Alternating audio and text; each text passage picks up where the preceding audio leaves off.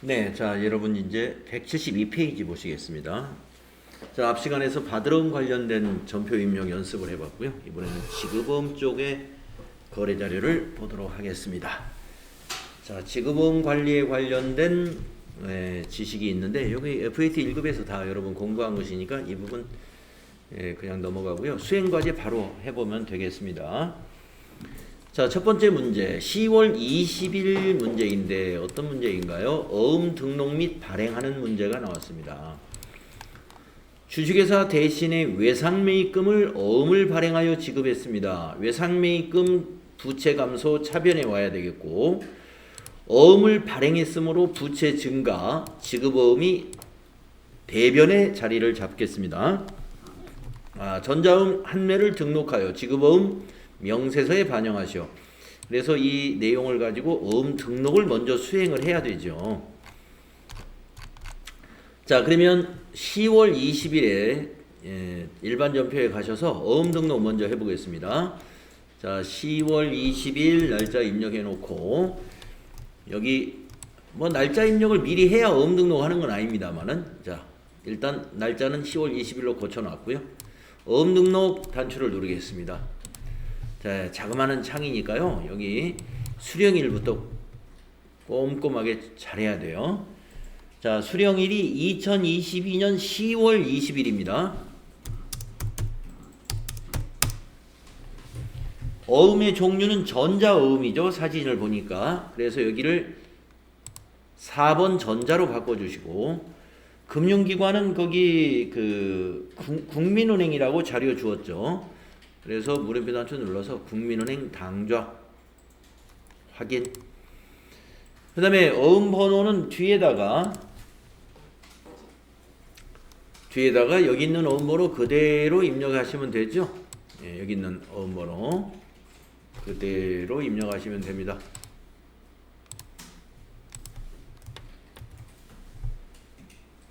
그리고 매수는 1. 엔터 치시면 위로 커서가 올라갔고요. 밑에서 등록 단추 눌러주시면 한 개의 어음을 새로이 등록하였습니다. 계속적으로 등록하시겠습니까? 아니요 해주시면 되겠네요. 자, 등록을 마치고 나서 이제 전표를 입력해주면 됩니다. 자, 외상매입금 지급했으니까 차변에 외상매입금이 옵니다. 거래처는 대신이죠. 그래서 거래처 대신 입력해 주시고요.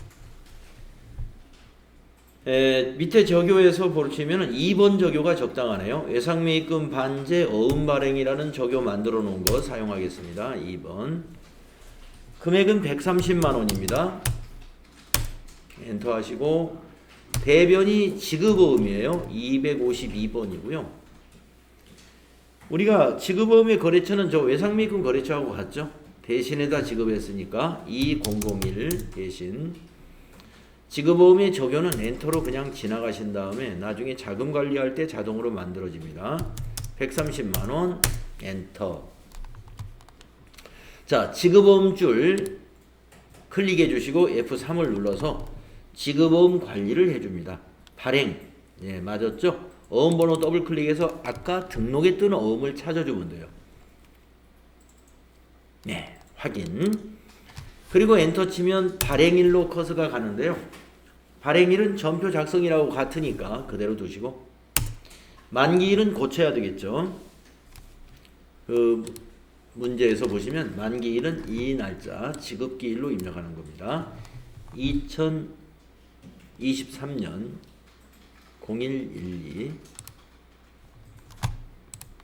2023년 0112 네, 그리고 엔터하면 자금관리가 끝나겠습니다. 되게 지급어음, 어음을 발행했다 그러면 이런 경우가 대부분이에요. 외상매입금 갚을 때 어음 발행한 것이 지급어음. 원재료를 매입하고 어음 발행하면 지급어음. 네, 지급어음의 경우는 외상매입금 갚을 때 아니면 원재료 구입할 때 어음 발행한 것들이 지급어음입니다. 네, 토지를 사고 어음을 발행했다. 지급어음 아니라는 거 아시죠? 미지급금이에요. 자, 다음 페이지로 넘어가서 173페이지 이번에는 어음 결제 관련된 거 해보도록 하겠습니다. 주식회사 한성에 발행한 전자어음 3,080만 원이 만기가 되어서 당사 국민은행 당좌예금 계좌에서 지급 결제되었습니다. 네, 오늘이 만기라는 거예요. 그래서 돈이 당좌예금에서 돈이 지급되었다. 이런 얘기입니다. 자, 지급어음이라는 부채가 감소했으니까 차변의 지급어음이 오고요. 당좌예금이라는 자산이 감소했으니까 대변의 당좌예금 기록하시면 되겠습니다. 자, 10월 24일 날짜 바꿔주시고 10월 24일 날짜 바꿔주시고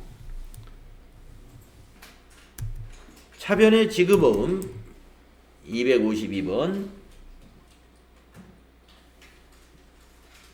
한성에 발행한 거니까 거래처가 한성이 되고요. 지급어음의 적용은 그냥 지나가시고 3080만원 30800 플러스 그리고 대변은 당좌예금 102번이죠. 당좌예금 거래처는 여기서 국민은행이라고 되어 있습니다. 국민은행 당좌 금액은 30800 플러스가 되겠습니다. 그리고 나서 또 자금 관리해야 되잖아요. 지급어음줄 클릭하시고 F3 결제 맞습니다. 어음번호 더블 클릭해서 3,080만 원짜리 선택. 결제는 이것도 끝이에요. 받을 어음의 결제도 어음만 번호만 선택해 주면 되고요. 지급 어음의 결제도 어음 번호만 잘 선택해 주면 더 이상 할 것이 없습니다. 엔터 해 주시면 됩니다. 자, 그래서 지급어음에 관련된 그 수행은 어음 등록해서 어음 발행한 것과 발행한 어음이 만기된 경우 두 가지 경우밖에 없네요. 자, 그래서 수행 결과 보시면 외상매입금 지급어음 또 다음 내용은 지급어음이 만기가 돼가지고 차변의 지급어음, 대변의 당좌예금.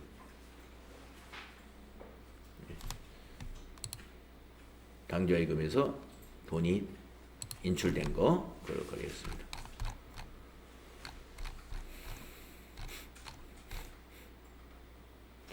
어, 174페이지 수행 팁에 있는 거 FAT 1급 교재에 있는 내용하고 같습니다. 새로운 내용 없어요.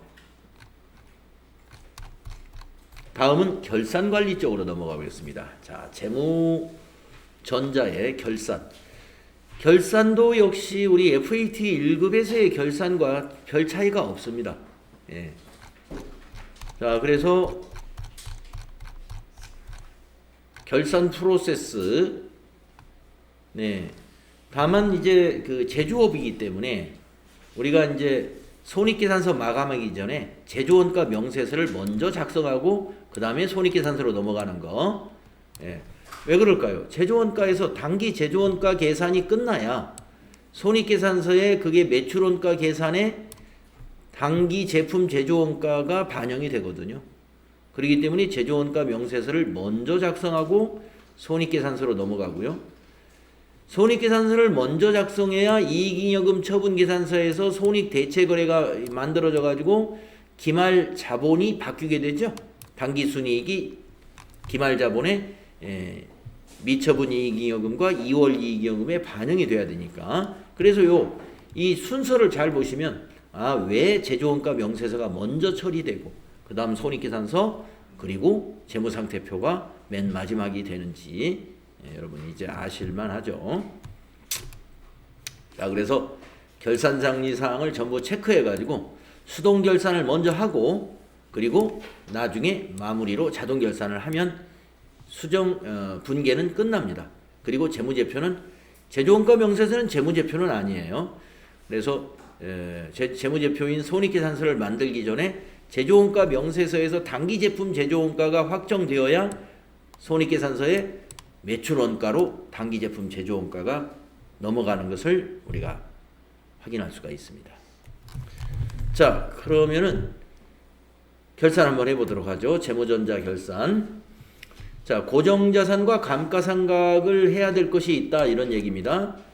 네, 고정자산 등록하는 거 여러분들 뭐 많이 해봤으니까 여기 그 다음 페이지에 항목별 설명 우리 FAT 1급 교재에 있는 그것과 똑같아요.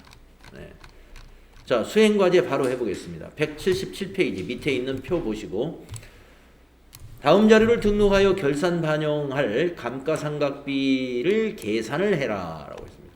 근데 주의해 보니까 차량 운반구의 차량 1은 일절을 연습할 때 이 미리 등록된 거래요. 그래서 이번에는 입력할 필요 없고 그러면 여기 차량 1은 입력하지 말고 건물, 기계장치, 비품, 개발비 4개를 해라는 건데 이 개발비의 별표가 필요하겠네요. 이 개발비가 다른 거하고 다른 점은 이건 무형자산이란 말이에요. 이 무형자산은 직접 상각을 하기 때문에 여기 보세요. 감가상각 누계액이 없는 겁니다. 없는데 감가상각 누계액이 있네? 네. 그러므로 감가상각 누계액이 실제로 존재하는 건 아니므로 취득금액을 입력하지 말고 이 개발비는요. 직접 상각을 했기 때문에 이 취득금액을 입력하는 것이 아니라 이 60만원 그동안 감가상각한 거를 빼주는 거예요. 240만원으로 입력해야 된다는 것이 여기 특별한 겁니다. 기초가액을 240만원으로 입력해야 돼요. 개발비. 저하고 한번 같이 잘 해보겠습니다. 자, 입력하면서 설명을 드릴게요. 자, 먼저 건물부터 고정예산 등록해 보겠습니다. 전체 메뉴 고정예산 등록 가서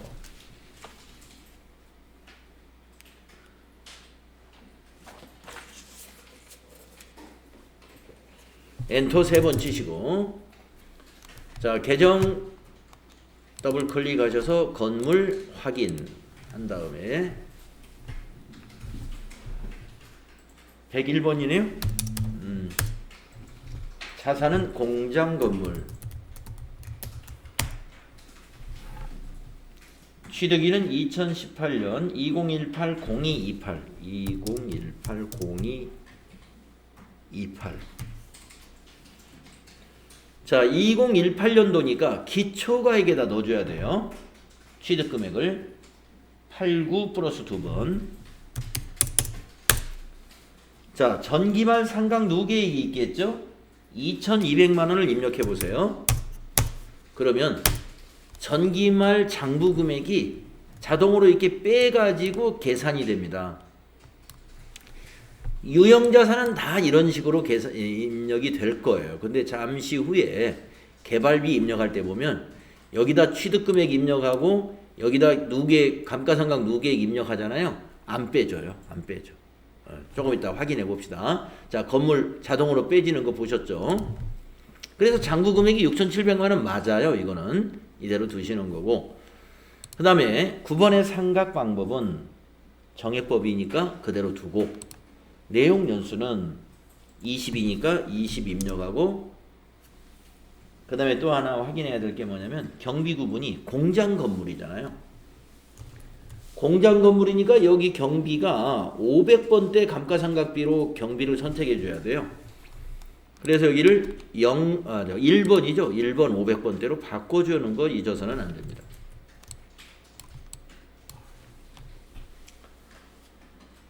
자, 그 외에 다른 내용은 없죠.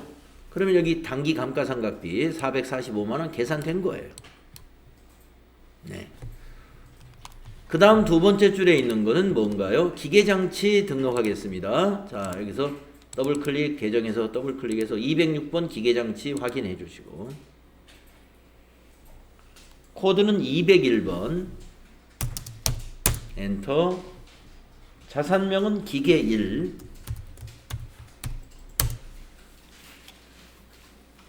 취득일 2019년 2019 0201 이것도 기초가액에 입력해야 되겠네요. 취득금액을. 그래서 9,800만원이네요. 98 플러스 엔터. 자, 이것도 유형자산이기 때문에 정기말 상각 누계액 3,200을 입력하게 되면 밑에 3번 기말 장부 전기발 장부 금액은 이렇게 차감이 딱 됩니다. 네, 맞아요. 정률법이다 그랬으니까 0번 그대로 두시고 9번의 삼각방법 내용연수 입력해야 정률이 계산이 됩니다. 자 10번의 내용연수 10년이네요. 10 하면 정률 0.259 25.9%라는 얘기고요. 자, 이 기계장치가 공장 거랍니다. 그래서 여기 경비 구분을 500번대 공장 거라는 건 무슨 얘기냐면 여기가 보니까 경비 구분을 500번대 하면 이거 다 공장 거라는 얘기예요.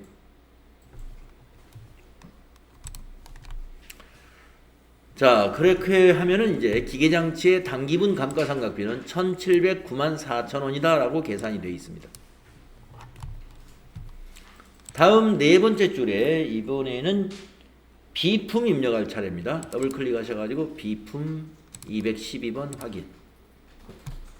자산. 자, 비품의 코드는 401번이네요. 네, 401.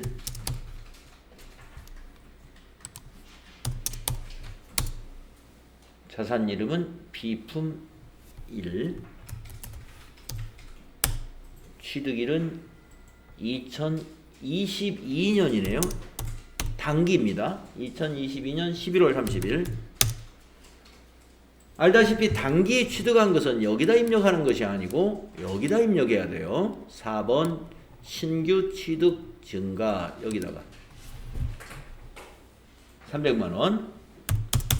그러면서 아직 한 번도 결산 안 했기 때문에 전기말 상각 누계액이라는 건 없는 게 맞고요. 상각 방법을 정률법이라고 되어 있죠. 네, 그대로 두시고 내용연수 10번에서 5년 되겠습니다. 5.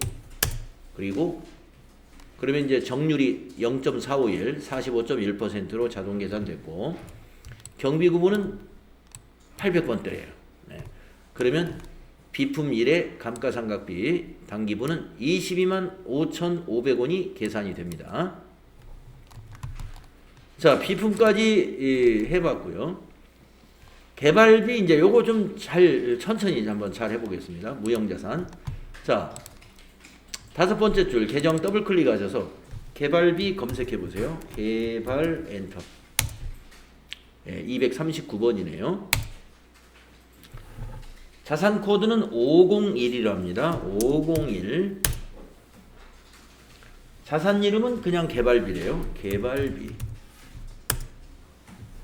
취득은 2021년 작년에 취득했어요. 2021년 0106. 자, 기초가액을 만약에 여러분이 여기 있는 거 그대로 보고 300만 원을 넣었다고 한번 보겠습니다. 이게 300만 원 넣으면 안 되는 거거든요. 일단 300만 원 넣어보세요. 넣어놓고 전기말 상각 누계액을 60만 원을 여기다 한번 넣어보겠습니다. 60만 원. 왜 안 빼지지? 조금 전에 건물이나 기계장치는 기초가액 넣고 전기말 상각 누계액을 딱 넣으면 장부금액이 240만 원 이렇게 나타났단 말이죠. 안 고쳐짐. 이거는 장부금액이 움직이지 않습니다. 그러면 이 개발비의 현재 장부금액은 얼마가 돼야 되냐면 240이 돼야 되거든요.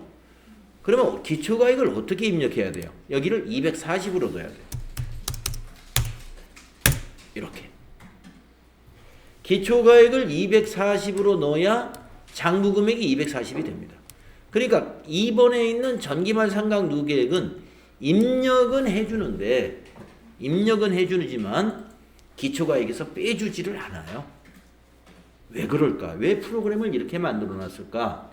여러분이 생각을 해보면 무형자산의 상각은 직접 상각이다. 즉 감가상각 누계액이 실제로 장부에 존재가 없습니다.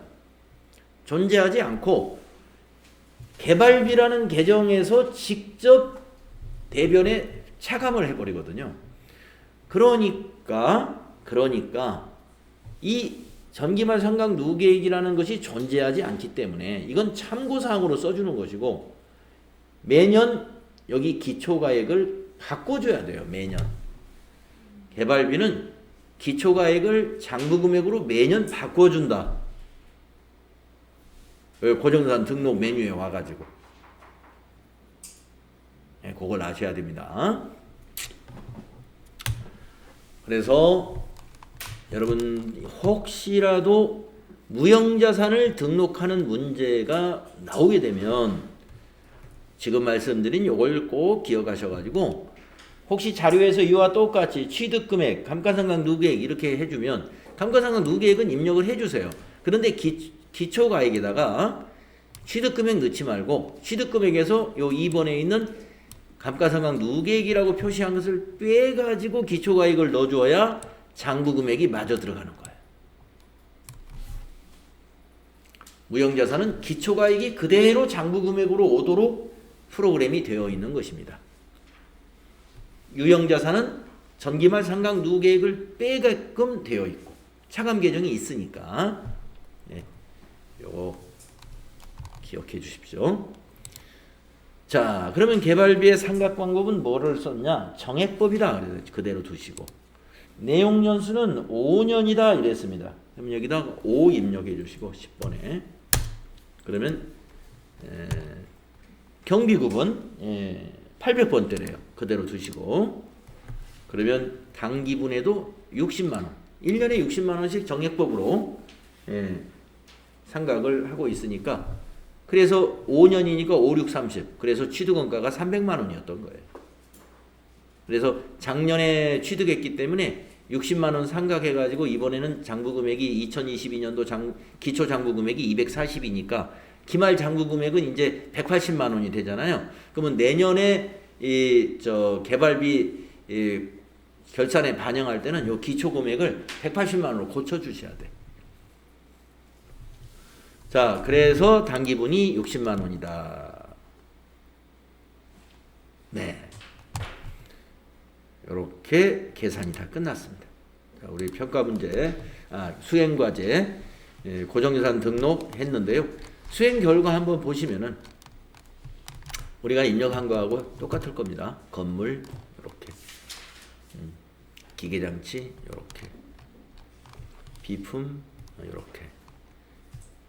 개발비가 이제 여기 보시다시피 다른 거하고 좀 달랐어요. 개발비. 밑에 주의사항도 한번 보세요.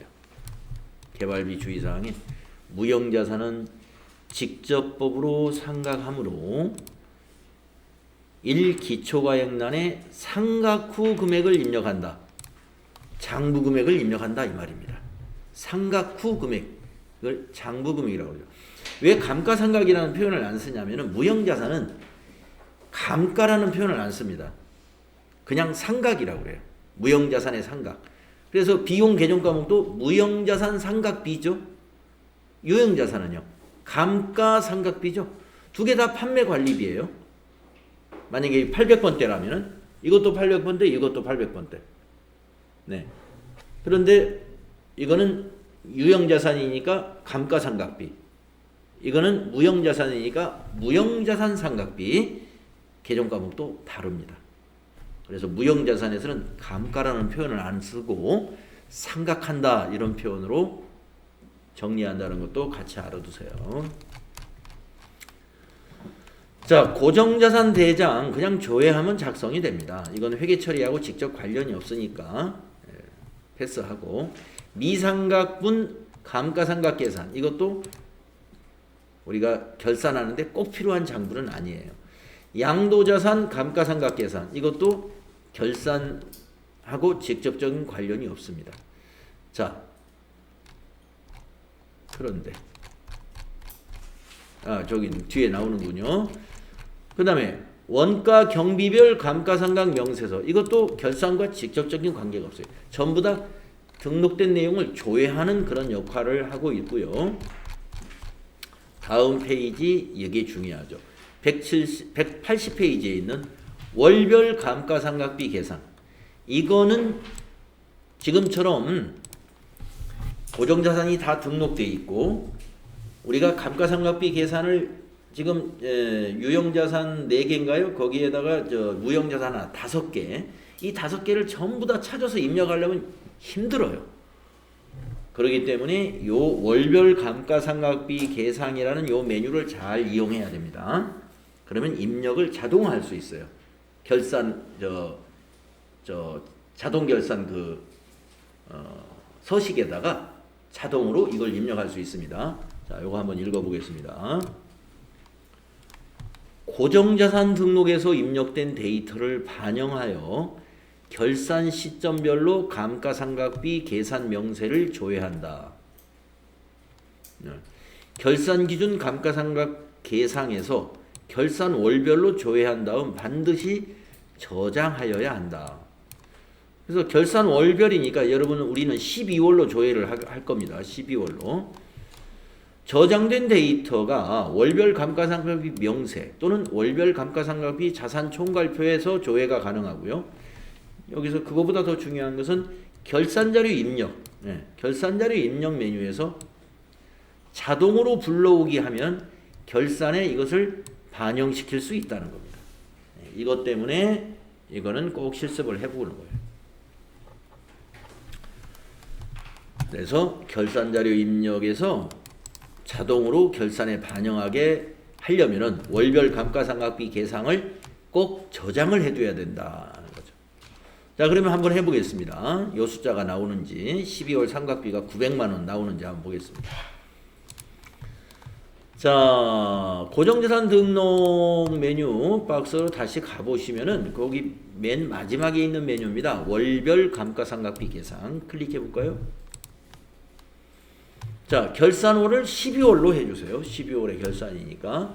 경비 구분은 모두 할 거니까 그냥 엔터 하시고요. 아까 교재에 있는 내용이 여기 결산 기준 감가상각 계상 여기서 저장을 해놓으면 이것도 볼 수 있고 이것도 볼 수 있다. 그 얘기인데 뭐 이거 보고 이거 보는 건 생략하고요. 여기서 계상을 해가지고 그냥 저장을 한번 해보겠습니다. 자, 여기 900만 원 나왔죠? 12월 감가상각비. 예. 이 900만 원은 뭐냐면요. 차량 운반부 하나만 보이네요. 이걸 클릭을 했기 때문에. 비품 클릭하면 22만 5,500원. 개발비 클릭하면 60만 원. 건물 클릭하면 445만 원. 기계 1 클릭하면 1,709만 4천 원. 이렇게 나오죠? 그래서 지금 전체를 500번대와 800번대로 나누어서 지금 이 자산의 구분별로 감가상각비 12월 누적 감가상각비가 여기 모두 보입니다. 그래서 판매관리비 쪽이 982만 5,500원, 제조원가 500번대 쪽으로 2,154만 4천 원이 되겠습니다. 자, 이걸 저장하겠습니다. 기능 모음에 가면 저장 있어요. 여기 저장. 데이터가 저장되었습니다. 확인. 닫으면서 저장하셔도 돼요. 그러나 이거 기능 모음에 가면 저장 메뉴도 있습니다. 네, 그래서 우리가 이제 결산자료 입력에 자동 반영할 준비가 됐습니다. 하나하나 입력하는 번거로움이 없어요. 이렇게 해놓으면. 자, 닫아 놓으시고. 자, 우리가 지금 결산 준비를 하고 있습니다. 자, 그러면 이제 필요지식 재무전자 수동결산을 한번 해보겠는데 이 표가 뭔가요? 수동결산의 여러가지 내용들입니다. 네, FAT 1급에 있는 교재에 있는 거 똑같아요. 네, 상당히 복잡하죠? 지금 보니까. 네, 자동결산 프로세스 그 다음 페이지 나오죠?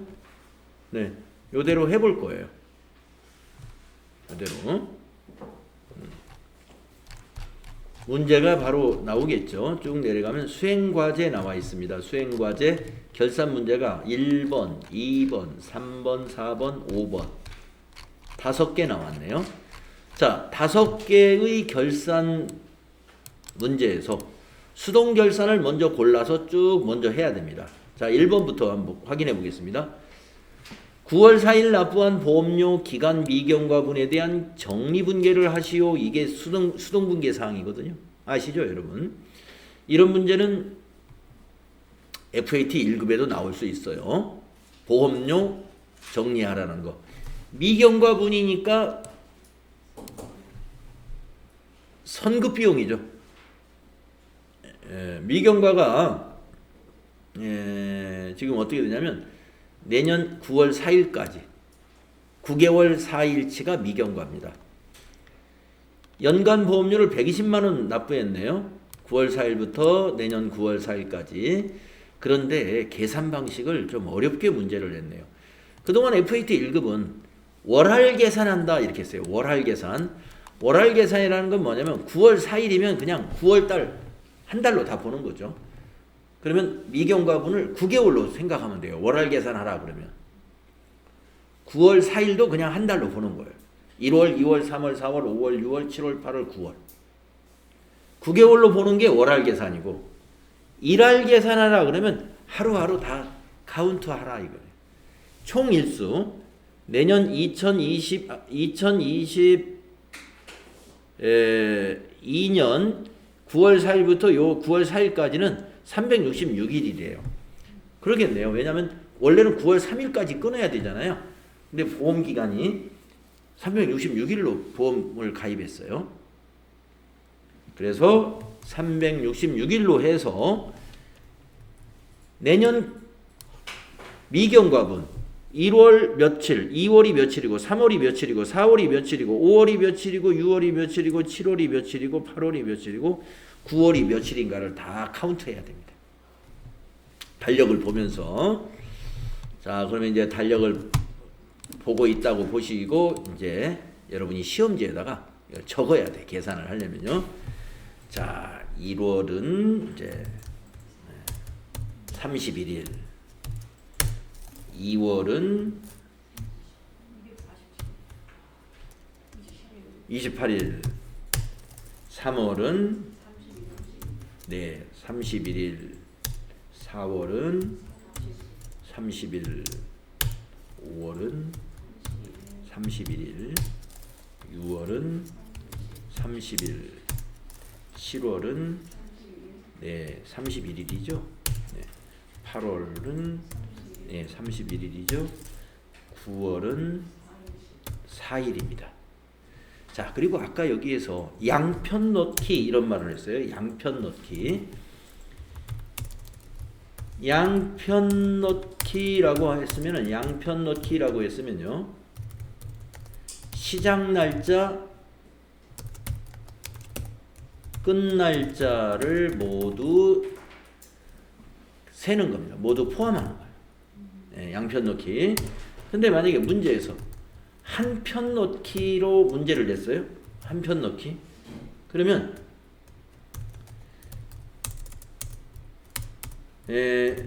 시작 날짜나 끝 날짜 중 하루를 빼라 이걸. 그러면 이제 하루 빼기 좋은 게 끝 날짜에서 하루 빼면 게 더 쉽죠. 그래서 9월 달을 9월 4일까지니까 9월 3일까지로 계산하는 거예요. 마지막 날은 일수로 안 넣는 게 한 편 넣기예요. 그래서 문제는 두 가지로 문제를 내는 경우가 있더라고요. 양편 넣기. 그러면 전부 세주는 거예요. 시작 날짜도 하루로 세고 끝나는 날짜도. 한 편 넣기 해라 그러면 마지막에 하루만 빼주시면 돼요. 자, 그래서 양편 넣기니까 여기 있는 우리가 지금 계산이 다 맞습니다. 이걸 이제 계산기로 다 두들기시는 거예요, 이게. 시험 볼 때 계산기 쓰잖아요. 그리고 옆에 시험지 하나 놓고 시험 볼 수 있거든요. 시험지에다 계산을 해요. 31 더하기 28 더하기 31 더하기 30 더하기 31 더하기 30 더하기 31 더하기 31 더하기 4. 뭐야? 제가 계산을 잘못했네. 얼마 나와요? 247이요? 네, 계산 그냥 제가 한 걸로 247이 나온다. 247 나누기 366일로 계산해라 이 말이에요. 그러니까 366일로 적용해라 라고 아까 했잖아요. 그러니까 계산을 할 때 어떻게 계산하냐면 연간 보험료가 지금 120만 원이란 말이에요. 그러면 이제 계산기에다가 120만 원을 두들기고 거기다 곱하기 247을 한 다음에 나누기 366을 하게 되면은 여기서 계산단 금액이 미경과 보험료가 돼요. 이게 일수로 계산한 거예요. 미경과 보험료를. 그래서 계산기로 한번 이건 계산해 볼까요? 120만원 곱하기 247일 나누기 366일 하면은 소수는 버리세요. 네, 소수는 그러면 809836이 됩니다. 809836.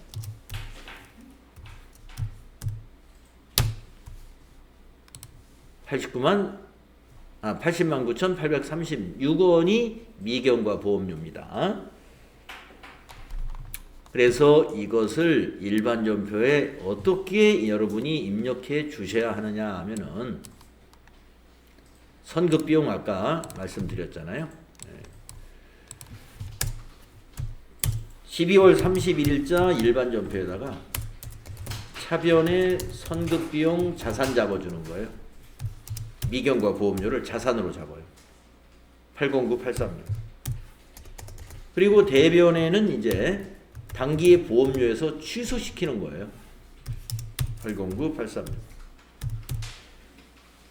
이렇게 일반 전표 12월 31일자로 입력하는 수동결산을 하라 하는 게 요 1번 문제가 되겠습니다. 이게 그 일수로 계산하다 보니까 시간이 꽤 걸리겠네요. 월수 계산보다. 자, 그래서 입력하도록 하겠습니다. 809836입니다. 12월 31일 일반 전표 가셔가지고 12월 31일 차변의 선급비용 133번이요.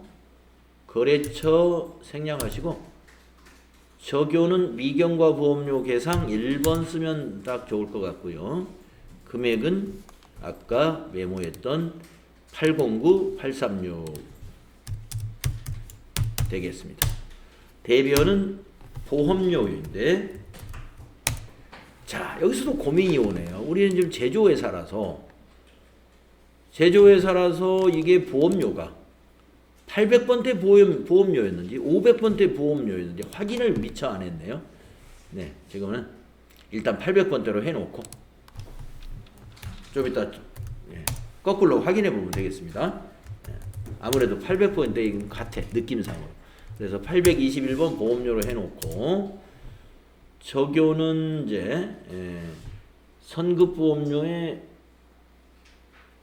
보험료의 선급비용 대체 3번 적요가 맞죠?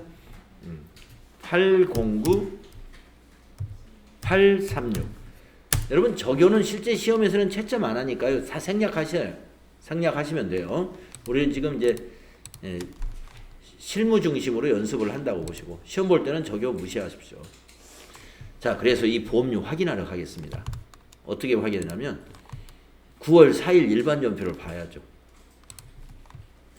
9월 4일 날 전표를 딱 봤더니 삼성화재에 120만원 821번 보험료로 처리했네요.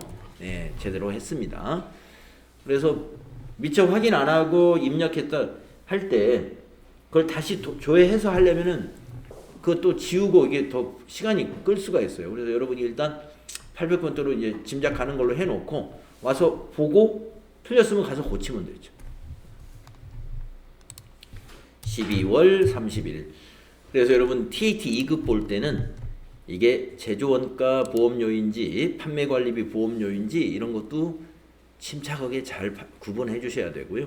FAT 1급 할 때는 제조원가 구분은 할 일이 없습니다. 판매업이기 때문에 500번대 비용은 사용하지 않을 거예요. 그러나 TAT 2급에서는 짬뽕으로 나옵니다. 잘 구분해 주시고. 자, 두 번째 거를 보겠습니다. 결산일 현재 외화장기 차입금은 베스트 회사에서 2021년 5월 1일 날 차입한 US 달러 20만 달러이다. 상환 예정일은 25년도 4월 30일이며 환율은 다음과 같다. 지금 이 외화 장기 차입금을 결산 때 뭐를 하라는 것인가 보니까 지금 뭐 25년도에 갚는 거니까 내년인 2023년도에 갚는 것도 아니니까 유동성 대체가 아니죠. 이거는 우리가 결산 때 자산 및 부채를 현재의 가치로 평가해 줘야 되잖아요. 그러니까 우리가 지금 이 20만 달러가 작년도 결산할 때는 환율이 1,000원이었기 때문에 2억으로 기록을 해놨을 거란 말이에요. 2억으로. 예, 외화장기 차입금이 지금 2억으로 시산표에 있을 겁니다. 그런데 단기 결산 때는 이 환율이 100원이 더 올라갔어요. 그러면 2억 원이 아니고 100원 곱하기 20만, 그러니까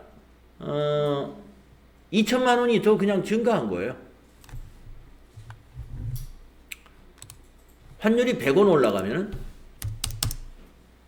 곱하기 20만 달러, 예, 2천만 원이죠. 부채가 2천만 원 그냥 증가하게 됐습니다. 예, 환율 때문에. 그래서 부채를 고쳐라 이런 얘기예요. 결산시 환율로 외화 부채에 대해서 결산시 환율을 적용해가지고 부채가 감소했으면 부채를 감소시키고, 환율이 올라가가지고 부채가 증가됐으면 부채를 증가시키고, 반대로 자산도 마찬가지예요. 우리가 받아야 될 외화가 있으면, 외상매출금이 있으면 이 환율 적용해가지고, 우리가 자산 같으면 환율이 오르면 자산이 증가합니다. 근데 지금은 부채 증가를 시켜야 돼요. 자, 2천만 원 확인됐죠. 100원, 환율이 100원 증가했기 때문에 100원 곱하기 달러 해가지고 2천만 원을 확인했습니다. 자, 그러면 12월 31일로 2천만 원 이 외화장기 차입금을 증가시키겠습니다. 자, 12월 31일 두 번째 점표 입력하겠습니다. 대변의 부채 증가죠. 대변하셔서 외화로 검색해 보시면 외화 장기 차입금 305번 있고요. 거래처가 베스트다 그랬죠. 베스트. 그래서 영어로 BE까지만 입력하시고 엔터 치면 네, 1010 거래처 검색이 됩니다. 저교에서는 그 외화 평가 시 환산 손실이 발생하는 부분이거든요, 이게. 그래서 2번 저교 써주시고요. 예, 환산 손실 때문에 2천만 원이 증가하는 거예요, 부채가. 2천만 원 넣어주시고. 그리고 이제 차변에다가 외화 환산 손실을 넣어주는 거죠. 비용 발생. 외화 검색, 한글로 바꿔야 되겠네요. 외화 검색하시면 영업의 비용에 해당이 되는데 외화 환산 손실이라는 게 있어요. 935번이거든요. 외화 환산 손실. 그래가지고 거래처 이건 필요 없겠고요. 저교는 2번이네요. 예, 외화 차입금 평가시 환산손 2번. 네, 위에 거 그냥 복사하고 가도 상관없을 것 같고요. 네, 그리고 차변에다가 2천만 원 이렇게 비용을 발생시키는 겁니다. 그래서 이 거래는 비용 발생, 부채 증가. 비용 발생, 부채 증가가 되겠습니다. 자, 결산이 좀 많이 남았어요. 그래서 지금 쉬는 시간이 됐기 때문에 여기까지 일단 끊겠습니다. 여기까지 끊고 다음 시간에 이어서 수동 결산이 더 있는지 찾아보고, 네, 수동 결산 없으면 이제 자동 결산 진행하면 되겠습니다. 네, 잠시 쉬었다가 여기서부터 내용을 더 살펴볼게요.